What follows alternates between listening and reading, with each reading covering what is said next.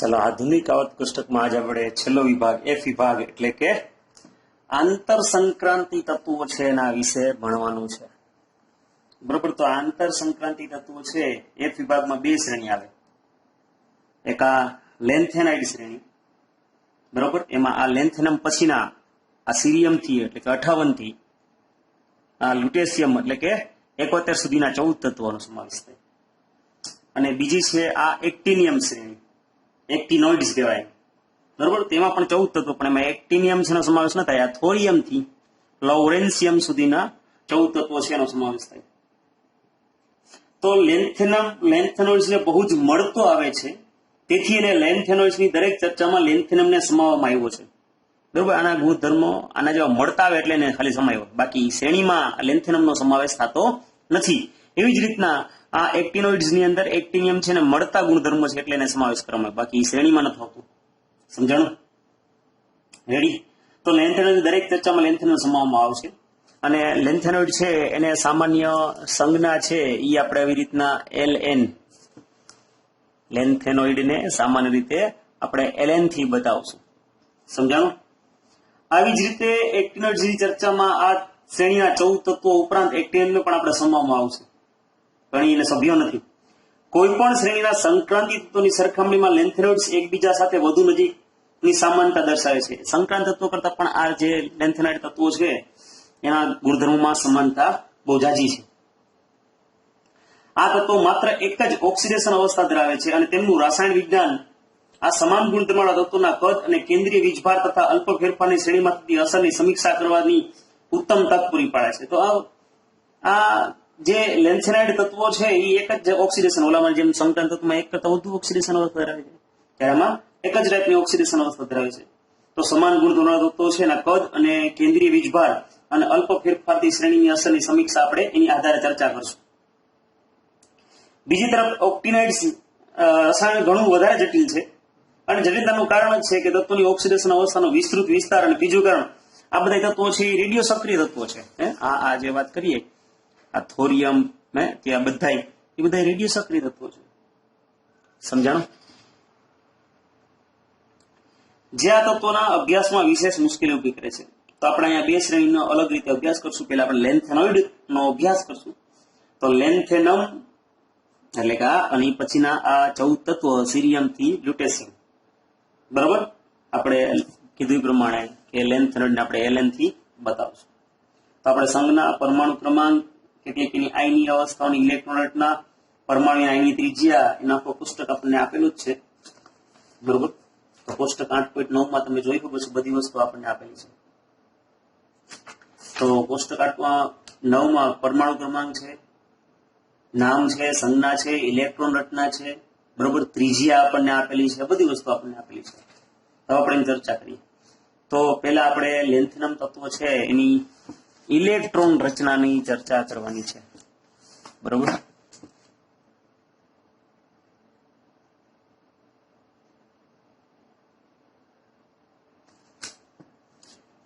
કે આ તત્વોના પરમાણુની ઇલેક્ટ્રોન રચના છે એ 6s2 બધામાં હરખી આવશે, બધામાં 6s2 તો આવશે, પરંતુ આ જે 4f કક્ષક આવશે ને એ જુદી જુદી રીતે ભરાય છે, બરોબર. જો બધા ત્રિધાન આયનો એટલે કે આવી રીતના Ln+3 ત્રિધાન આયનો, 3 ધન આયન, 3 વીજભાર ધન આયન, બરોબર.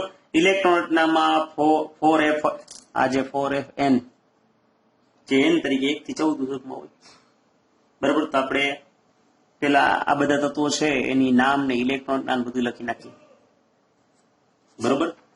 તો આ પણ ક્યારેક 3 માર્કમાં પ્રશ્ન પૂછાય. તો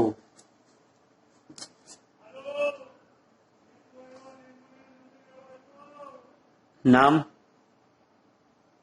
સંજ્ઞા અને પરમાણુ ક્રમાંક અને ઇલેક્ટ્રોન રચના ની પહેલા આપણે ચર્ચા કરી લઈએ, બરોબર. આપણે લેન્થેનમ છે એનો સમાવેશ ન થતો પણ લખીએ તો ખરી. તો આ LA, બરોબર, પેલા નામ લખીએ આપણે.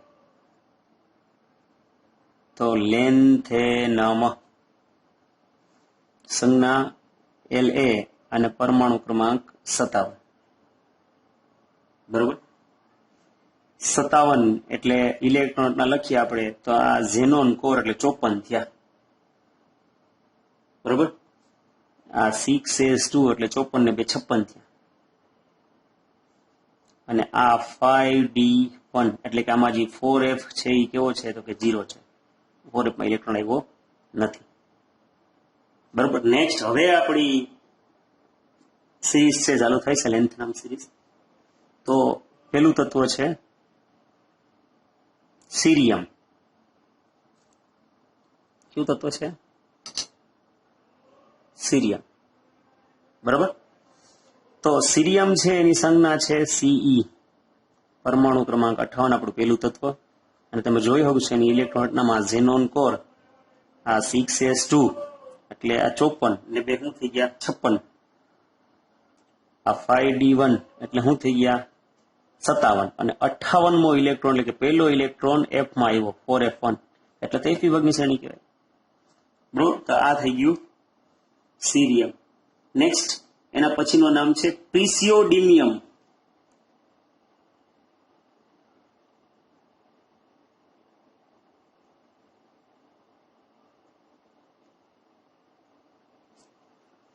પ્રિસિયોડિમિયમ સંજ્ઞા Pr, પરમાણુ ક્રમાંક 58, પછી આ શું આવે 59.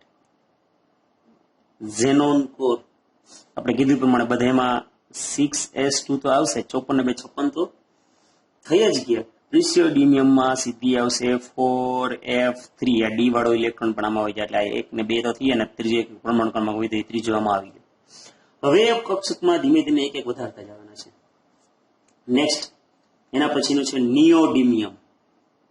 નામે મસ્ત છે બધાના, નિયોડિમિયમ નામ છે નિયોડિમિયમ.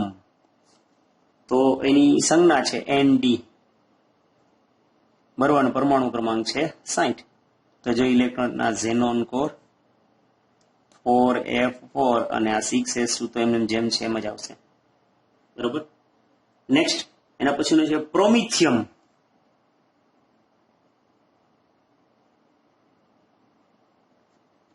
પ્રોમિથિયમ, બરોબર. Pm સંજ્ઞા એની પરમાણુ ક્રમાંક 61, ઝેનોન કોર 4f5 ને 6s2. રેડી. નેક્સ્ટ એના પછીનું છે સમેરિયમ.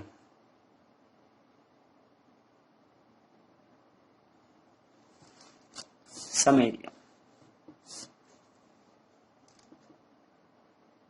Sm, પરમાણુ ક્રમાંક 62, xenon core 4f6 6s2. Next એના પછીનું છે યુરોપિયમ.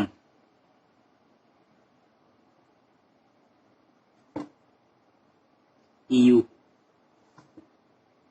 Xenon core 4f7 6s2. Next એના પછી છે ગેડોલિનિયમ. ગેડોલિનિયમ ચીરી, બરોબર. 64, ઝેનોન કોર 4f7 5d1 ને 6s2. ફરી પાછી ડી ની એન્ટ્રી તેનું કામ તો કે અર્ધપૂર્ણ પેટાકોષ રચના થાય છે એટલા માટે ગેડોલિનિયમ. નેક્સ્ટ એના પછીની છે ટર્બિયમ. શું નામ છે? ટર્બિયમ. Tb 65 પરમાણુ ક્રમાંક, બરોબર. ઝેનોન કોર 4f9 8 ના આવ્યું, જેમ 4f2 નું હતું એમ 4f8 પણ આવ્યું, 4f9 6s2. રેડી. પછી છે ડાયસ્પ્રોશિયમ.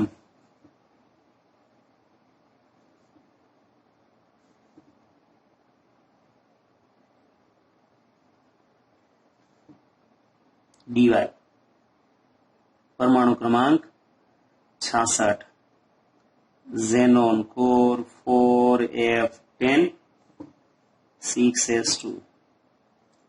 Ready. Next holmium. Holmium 67 xenon core 4f11 અને 6s2. Next erbium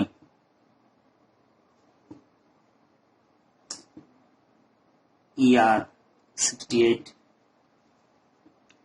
xenon core 4f12 6s2. thulium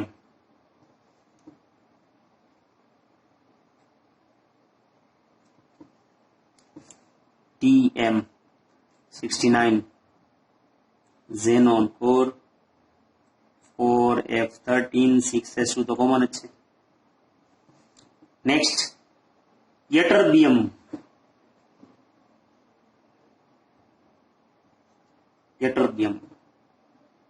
YB70 xenon core 4f14 6s2 અને છેલ્લું લ્યુટેશિયમ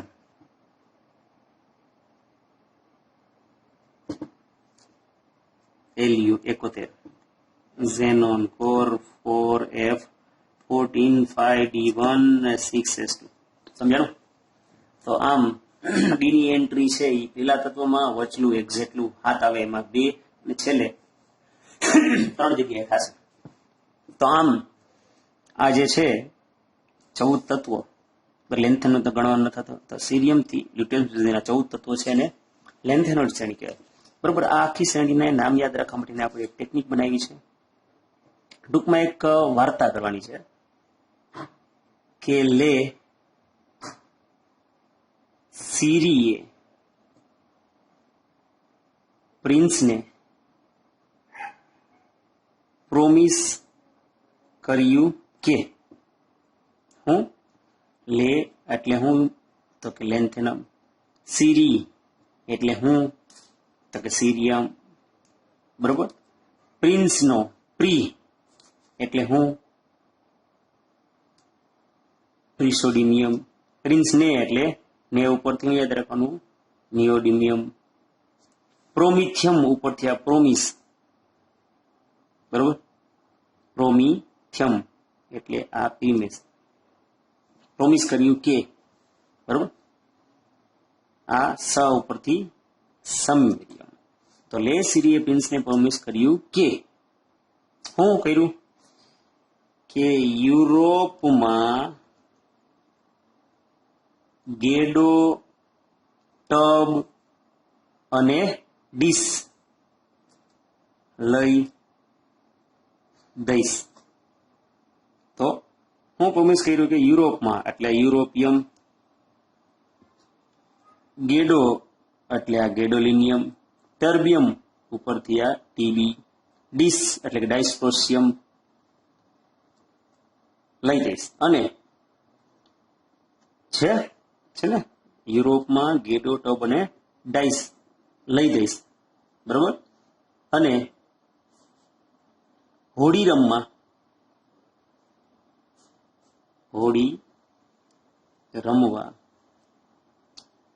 અરબ જઈ થુલી અને ઈટ ખાઈ મજા લૂંટશું, બરોબર. તો આખી આપણે એક વાર્તા યાદ રાખવાની કે ભાઈ લે સીરીએ પ્રિન્સને પ્રોમિસ કર્યું કે યુરોપમાં ગેટ ટબ ને ડીશ લઈ દઈશ અને હોળી રમવા અરબ જઈને થૂલીને ઈટ ખાશું અને મજા લૂંટશું. તો જો હોલિયમ, અરબ ઉપરથી અરબિયમ, થુલી ઉપરથી થુલિયમ, યટ ઉપરથી યટ્રબિયમ, બરોબર. અને છેલ્લે લૂંટશું એટલે લ્યુટેશિયમ. તો આખી વાર્તા યાદ રાખવાની કે લે સીરીએ પ્રિન્સને પ્રોમિસ કર્યું કે યુરોપમાં ગેડો, ટબ અને ડીશ લઈ દઈશ અને હોળી રમવા અરબ જઈ અને થુલી ઈટ ખાશું અને મજા લૂંટશું, બરોબર. તો આપણને આખી સંજ્ઞા અને બધું નામ યાદ રહી જાય તો આ વાર્તા તમે ટેકવી લેજો એટલે તમને આઈડિયો આવી જાય. સમજાણું? રેડી? તો આપણે આજ અહીંયા સુધી રાખીએ.